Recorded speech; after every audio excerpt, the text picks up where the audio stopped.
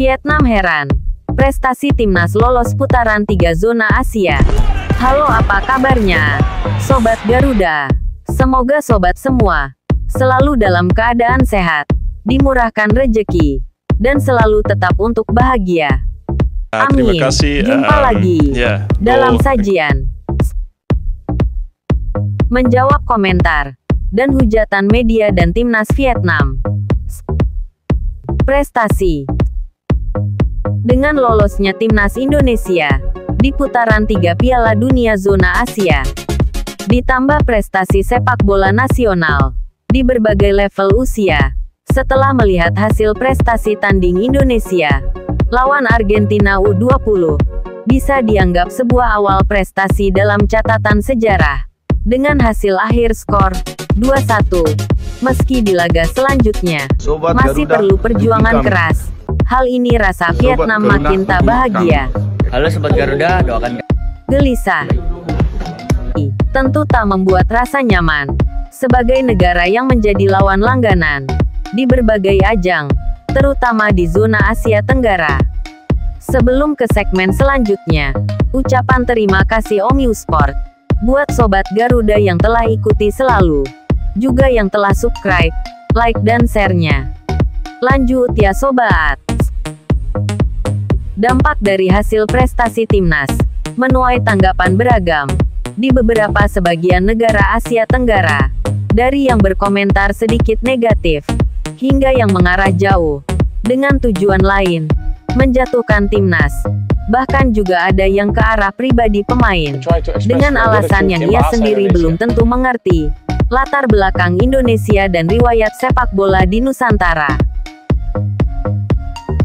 Rivalitas yang gagal paham.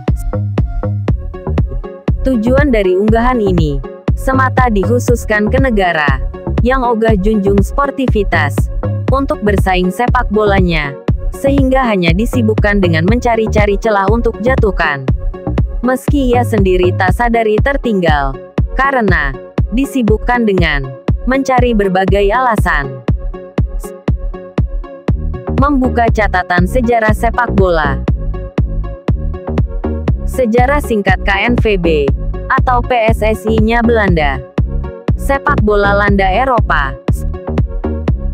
Seiring waktu, sepak bola jadi olahraga populer negeri Belanda, dan tim negeri tersebut juga berlatih keras agar dapat berlaga serta bersaing dengan tim di daratan Eropa.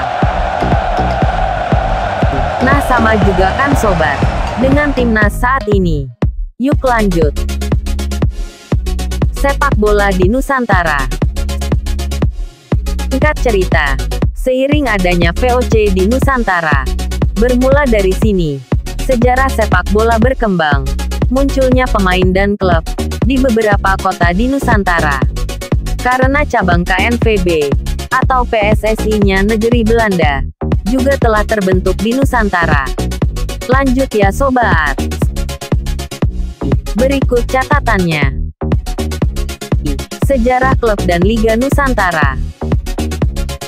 Kompetisi sepak bola lokal pertama kali diadakan di Surabaya pada tahun 1902 di Jawa Timur, sedangkan di Surabaya berdiri federasi bernama Osjava Football Bond pada tahun 1907 dan diganti dengan nama Surabajasce Football Bond atau disebut SVB pada tahun 1909 di Batavia dan Sumatera. Lalu di Batavia pada tahun 1904 dan di Medan pada 1907. Batavia SC Football Bond, disingkat BVB, adalah federasi sepak bola lokal. Telah berdiri di Batavia pada 1906, lalu berubah nama jadi West Java Football Bond atau WJVB tahun 1912. Tahun 1910-an telah diadakan turnamen sepak bola yang bernama Drop Dog Beker di Batavia, dan banyak diikuti oleh para tentara Belanda, juga menjadi lawan laganya. Nah sobat, karena timnas Kan mayoritas naturalisasinya dari Belanda. Ini yang jadi pertanyaan mereka. Biar tim Vietnam serta rival lainnya tak gagal paham hasil prestasi timnas sekarang. Dengan harapan berhenti untuk tak terus cari-cari, ia sendiri tak pahami. Maka, dengan sengaja Om Sport unggah video ini. Belajar dari sejarah sepak bola di Belanda, diawali dari mayoritas orang Eropa. Kala itu lagi tren di sana. Agar KNVB bisa ikuti sepak bola yang sedang marak di belahan negeri Eropa. Maka, mereka berlatih keras di dalam klub dengan tujuan agar dapat raih prestasi antar liga. Singkat cerita, KNVB dapat bersaing hingga raih prestasi individu hingga tim, hingga kini bertebaran di beberapa klub di Eropa. Nah kan sobat, gak ubahnya dengan timnas juga lakukan demikian. Lantas, hubungannya apa dengan timnas? Cerita naturalisasinya gimana? Baik, ayo kita bahas sama-sama sobat Garuda. Seiring waktu, sepak bola jadi olahraga populer di zamannya. Dan kala itu, VOC memang sedang ada di Nusantara, serta berasimilasi. Hingga masyarakat Nusantara begitu sebaliknya. Ketika VOC membawa masyarakat Nusantara ke berbagai negara, dengan status pekerja, hingga terbentuk diaspora, keturunan di antara masyarakat Belanda, dan sebagian pekerja Nusantara yang tinggal tetap di berbagai negara. Kembali ke VOC di Nusantara, tercatat di berbagai media dan arsip negara sebagai referensinya. Singkat aja ya sobat, dari sinilah awal sejarah sepak bola berkembang. Klub di beberapa daerah telah terbentuk, saling berkompetisi. Naturalisasi, catatan dan tersimpan dalam sejarah. Dengan berkembangnya kehidupan sosial yang terjalin hingga kini antara individu orang Indonesia dan Belanda berkomunikasi, saling kunjungi sanak saudara di belahan bumi Nusantara, dan sebagian terlahir sebagai pesepak bola berdarah Indonesia Belanda, juga di negara belahan Eropa lainnya, atas dasar landasan sejarah Nusantara. Rivalitas tim Asia Tenggara. Dari sekian negara yang ada, memang beragam komentar seiring perkembangan timnas saat ini. Tak terkecuali dengan negara yang satu ini, adalah Vietnam. Negara yang berabad-abad diduduki oleh Kekaisaran Tiongkok ini, yang kala itu merdeka dari Prancis, tanggal 2 September tahun 1945, dari hasil kesepakatan di Jenewa, tanggal 21 Juli tahun 1954, lanjut berkonflik di internal mereka, hingga jatuhnya ibu kota Saigon, di tanggal 30 April tahun 1975. Nah kalau kita lanjut, terlalu panjang lebar nanti sobat. Singkatnya, negara Vietnam tahu apa tentang naturalisasi dalam timnas Indonesia? Tercatat dalam sejarah, Vietnam di masa itu berkecamuk.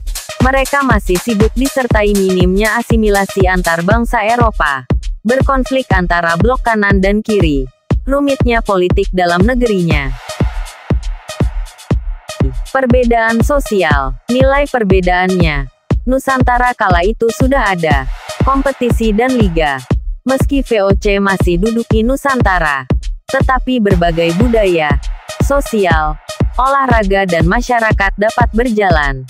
Meski dilakukan dengan batasan antara VOC dan masyarakat lokal, tanpa hilangkan identitas dan sebagainya. Waduh Vietnam. Bacalah, yuk simak datanya bersama. Dengan negara yang timnya di akhir-akhir ini menjadi bulan-bulanan timnas, kini bukan hanya menjadi rivalitas di lapangan, ternyata juga dalam pemberitaan. Karena dengan sikap yang tak objektif lagi, dengan melontarkan penilaian bahwa timnas hanya bisa lakukan naturalisasi dan sangat bergantung pada pemain yang ada di luar negeri. Lebih baik berbenah. Agar tak sembarang berkata, sebaiknya berkaca. Jika saja mereka tahu lebih tentang sejarah Nusantara, mungkin tak akan berkata demikian rupa tentang PSSI atau pemain timnas. Jika hal itu hanya didasari rasa iri, hingga tak lagi mampu bersaing, sebaiknya tingkatkan aja ya sobat, kualitas sepak bolanya di sana, daripada cuma bisa mencela-cela. Nah di tahun itu, Vietnam ngapain aja? Sekali lagi, baca sejarah tentang Indonesia. Lanjut silahkan berbicara.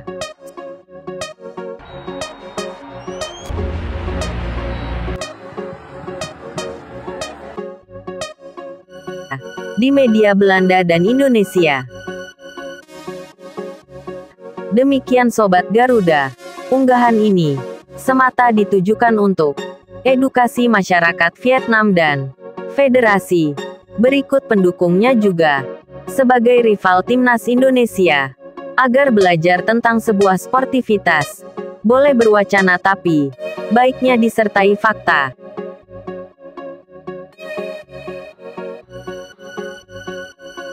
Juga harapan Sobat Garuda agar timnas tak hanya bersaing di Asia Tenggara yang penuh dengan lika-liku dan drama, harapan segera lanjut di level Asia dan dunia. Amin. Akhir kata, ucapan terima kasih telah mampir di saluran Omnisport. Sampai jumpa di episode selanjutnya. Salam Garuda.